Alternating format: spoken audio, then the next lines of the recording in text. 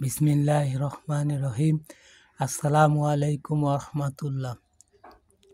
প্রায় ২০ বছর পর, ২ দশক পর গাজার জল সীমানায়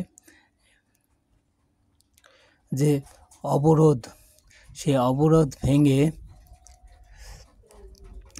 গ্লোবাল ফ্লোটিলার একটি জাহাজ প্রবেশ করেছে এবং আরও ২৩টি জাহাজ গাজা অভিমুখে এখনও তাদের অভিযান চলমান রেখেছে। আর গত রাত থেকে ফ্লোটিলা বহরের প্রায় ২১টি জাহাজের প্রায় ২০০ মানবাধিকার কর্মীকে ইসরায়েলের নৌবাহিনী গ্রেপ্তার করে তাদের একটি বন্দরে নিয়ে গেছে। আলহামদুলিল্লাহ, যে উদ্দেশ্য নিয়ে মানবতা কর্মীরা ফ্রিডম ফ্লোটিলার অভিযান শুরু করেছিল, যে গাজার জলসীমানার অবরোধ ভাঙা, সেটা সম্ভব হয়েছে। যমুনা টিভির এই সংবাদটি শুনুন। ইসরায়েলের সব বাধা উপেক্ষা করে গাজার জলসীমায় প্রবেশ করল সুমুদ ফ্লোটিলার একটি জাহাজ। উপত্যকার পথে এগিয়ে চলেছে ত্রাণবাহী নৌজাহাজ। মধ্যরাত থেকে এ পর্যন্ত বহরের কমপক্ষে ২১টি জাহাজ জব্দ করেছে ইসরায়েল। আটক করা হয়েছে আলোচিত পরিবেশবিদ গ্রেটা থানবার্গ সহ ৩৭ দেশের ২ শতাধিক শহীদুল আলম। গাজামুখী সুমুদ ফ্লোটিলার যাত্রা রোধে একের পর এক জাহাজে হামলা চালিয়ে যাচ্ছে ইসরায়েল। সব বাধা উপেক্ষা করে এখনো ত্রাণ নিয়ে উপত্যকা নৌযানগুলোর পথ আটকাতে এখনো জল কামান থেকে পানি ছোঁড়া সহ বিভিন্নভাবে বাধা তৈরি করছে ইসরায়েলি বাহিনী। সুমুদ ফ্লোটিলায় রয়েছেন বাংলাদেশি আলোকচিত্রী শহীদুল আলম। তবে তাদের এই যে কষ্ট সার্থক হয়েছে, কারণ প্রায় ২ দশক পর গাজার জল সীমানায় কোনো বিদেশি জাহাজ প্রবেশ করতে পেরেছে। এটা তাদের উদ্দেশ্য ছিল। অবশ্যই ধন্যবাদ মিকোনোর যারা পরিচালনায় আছেন, মানবতা কর্মী, তাদের সবাইকে ধন্যবাদ। ফ্লোটিলা সমস্ত মানবতা কর্মীদের, যাদের অক্লান্ত পরিশ্রমের কারণে গাজার অবরোধ ভাঙা সম্ভব হয়েছে। এখনো ২৩টি জাহাজ আছে, ইনশাল্লাহ এর মধ্য থেকে অনেক জাহাজ গাজা পৌঁছাবে। আটক করা হয়েছে সুইডেনের আলোচিত পরিবেশ কর্মী গ্রেটা থুনবার্গ সহ জাহাজগুলোয় থাকা মানবাধিকার কর্মীদের। আল্লাহ তাআলা মানবতা কর্মীদের হেফাজত করুন এবং তাদের নিরাপদে তাদের নিজ দেশে ফিরে যাওয়ার মতো তৌফিক দিন। ফ্লোটিলার হামলা চালানোর পর থেকেই বিশ্বজুড়ে নিন্দার ঝড় উঠেছে।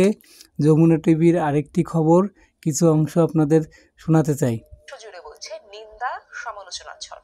সোচ্চার কণ্ঠে ইসরায়েল বিরোধী অবস্থান নিয়েছে কয়েকটি দেশ। মধ্যরাতে এই কাপুরুষের মতো হামলা চালানোর জন্য মধ্যরাতেই রাজপথে বিক্ষোভে বিভিন্ন দেশের মানুষ নেমে এসেছে। অবিলম্বে আটককৃতদের মুক্তির দাবি জানিয়ে তুরস্ক, গ্রিস, ইতালি সহ আল্লাহু আকবার। দেখুন, ফিলিস্তিনের পতাকা হাতে নিয়ে রাজপথে শত শত মানুষ। গাজাগামী ত্রাণ বহরে হামলার প্রতিবাদে স্লোগান তাদের কণ্ঠে। বিক্ষোভের এই দৃশ্য তুরস্কের। এটা তুরস্কের। প্রতিবার ইস্তাম্বুলে অবস্থিত ইসরায়েলি দূতাবাসের বাইরে বিক্ষোভ করেন তুর্কি নাগরিকরা। বাদ যায়নি রাজধানী আঙ্কারার মার্কিন দূতাবাসও। ইসরায়েলের বিরুদ্ধে পদক্ষেপ নিতে সারা রাত তারা তুরস্ক এবং ইসরায়েলি দূতাবাসের সামনে বিক্ষোভ করেছেন। সেখানে অনেক নির্যাতিত মানুষ রয়েছে। নিশ্চিতভাবে আশা করি তুরস্ক তাদের উপর দমন-পীড়ন চালাতে দিবে না। সম্পূর্ণ বেসামরিক নাগরিক বহনকারী জাহাজগুলোকে বেআইনিভাবে এটাই সুমুদ ফ্লোটিলার বিজয়, যে গাজার গণহত্যার পক্ষে লক্ষ লক্ষ মানুষকে একত্রিত করতে পেরেছেন। মধ্যরাতে দেখুন ইতালিতে কিভাবে বিক্ষোভ করছেন। বিশ্বের প্রতিটি শহর গাজার পক্ষে দাঁড়িয়েছে, গণহত্যার বিরুদ্ধে দাঁড়িয়েছে, ন্যায় বিচার, স্বাধীনতা এবং অধিকারের পক্ষে দাঁড়িয়েছে।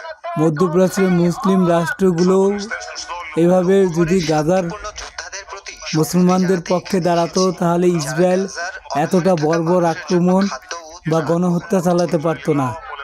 আজ ত্রাণবাহী নৌবহর আটকে দেওয়ার খবর শুনে রাতেই ইতালির রোমে দেখুন, সড়ক আটকে বিক্ষোভ ইতালির রোমে দেখুন রাত্রে ধর্মঘটের ডাকও দিয়েছে আন্দোলনকারীরা। ব্যাপক বিক্ষোভ হয়েছে Tunisia, Argentina, Germany, Belgium, Spain এবং মেক্সিকোতেও।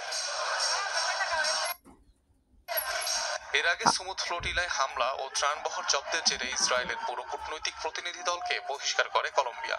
একই সাথে বাতিল করা হয় তেল আবিবের সাথে মুক্ত বাণিজ্য চুক্তি। দেখুন, আল্লাহ তাআলা প্রত্যেকটি পদক্ষেপকে কবুল করুন এবং এই মানবতা কর্মীদের প্রচেষ্টাকে কবুল করুন, তাদের নিরাপদে নিজ দেশে ফিরে যাওয়ার তৌফিক দেন। এখনও ফ্লোটিলার অভিযান চলমান। দেখুন, live two Gaza, freedom flotilla coalition and thousand Midlands. আপনার এই লিঙ্কটা দিয়ে দেওয়া হবে ডিসক্রিপশন বক্সে। আপনারা চাইলে ফ্লোটিলার অভিযান লাইভ দেখতে পারবেন।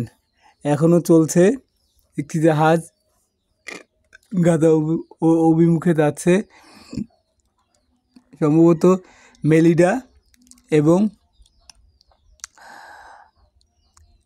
আনাস আল শারি, দুটা জাহাজ দেখা যাচ্ছে। তিনটা জাহাজ এখনও ফ্রিডম ফ্লোটিলা কোয়ালিশনের এই লিঙ্কের সাথে অ্যাড আছে। এটা লাইভ সম্প্রচার হচ্ছে, আপনারা চাইলে এখান থেকে দেখতে পারেন। ইনশাল্লাহ যে 23টি জাহাজ এখনও গাজার অভিমুখে তাদের অভিযান চলমান রেখেছে, তারা তাদের মধ্য থেকে কেউ গাজার জলসীমানা অতিক্রম করার পরে গাজার তীরে নোঙ্গর করতে পারবে ইনশাল্লাহ, এই আশা করি। এবং পুরোপুরি গাজার যে জলসীমানার অবরোধ 2 দশক থেকে ইসরায়েল প্রতিষ্ঠা করেছে, সেটা চূর্ণ হবে। আল্লাহ তাআলা তাদেরকে নিরাপদে গাজার সীমানায়, গাজার তীরে পৌঁছানোর তৌফিক দিন এবং যাদেরকে নির্লজ্জভাবে ইসরায়েল গ্রেফতার করেছে তাদেরকে নিঃস্বার্থ মুক্তি দিক এবং